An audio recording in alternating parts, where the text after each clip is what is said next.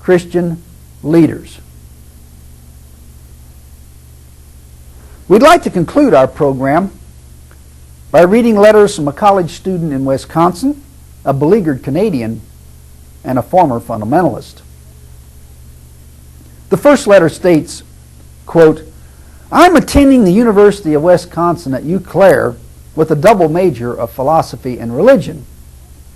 In my Bible classes, the instructors typically do not emphasize the many errors, contradictions, failed prophecies, and atrocities contained within the Bible.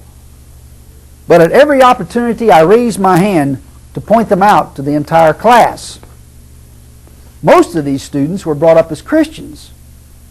Yet this is the first time they have actually read the Bible for themselves instead of listening to clergymen tell them what it allegedly says. Many of them are embarrassed, shocked, and outraged by what they are reading within this book, and it is obvious from their responses that they are beginning to question their religious upbringing. Truly, the Bible is its own worst enemy, unquote. In response to this, I said, like many others, you are using BE in precisely the manner intended. You researched the issue, found an audience, didn't expect people to come calling, and engaged bibicists on their own turf. For that, you deserve a bouquet. Our second letter came to us from a reader in Alberta, Canada, and says, quote, please send me information about biblical errors and contradictions. I live in central Alberta, a real Bible belt, and feel like I am besieged by every Christian kook and cult in the country. They have many slick apologists ready to squish the minds of those who dare to doubt. I don't want to be rude to them, and yet I'm getting a bit tired of being accosted by them, not only on the streets, but on my college campus. If you have a listing or catalog of materials that are available on this topic, I would be very grateful if you would send them to me, unquote. In response to this, I said, people claiming to live in the Bible Belt have sent me letters from virtually every area in the North American continent. You certainly shouldn't feel alone in this regard.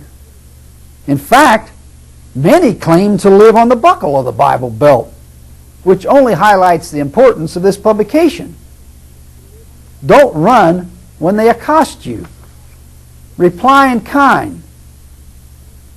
Use the best of what you feel BE has to offer and show them the error of their ways. After all, if you don't, who will?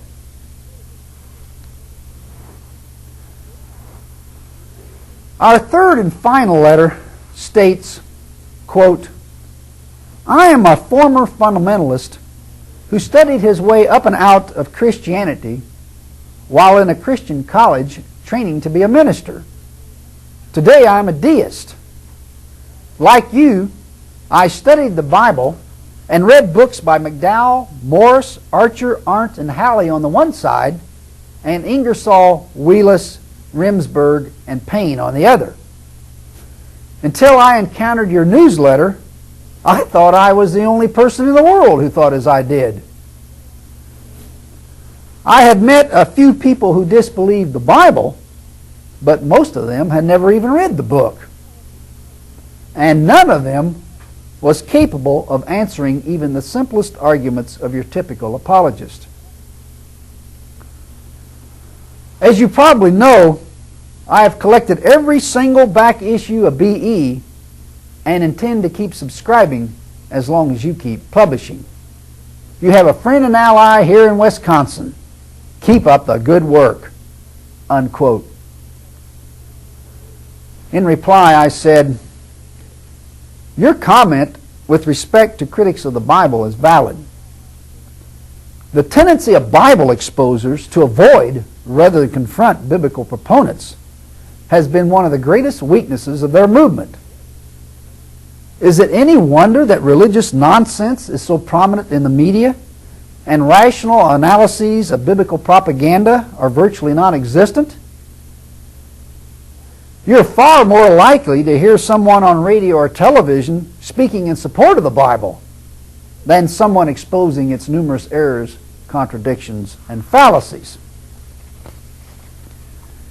In fact, it's difficult to scan your cable TV channels without hearing someone extolling the virtues of a book that actually has more holes in it than a backdoor screen. That completes our presentation, and please join us later for the 20th edition of Biblical Errancy Commentary, when we'll continue showing why the Bible is nothing more than the flawed composition of some fallible human beings. Thank you for listening.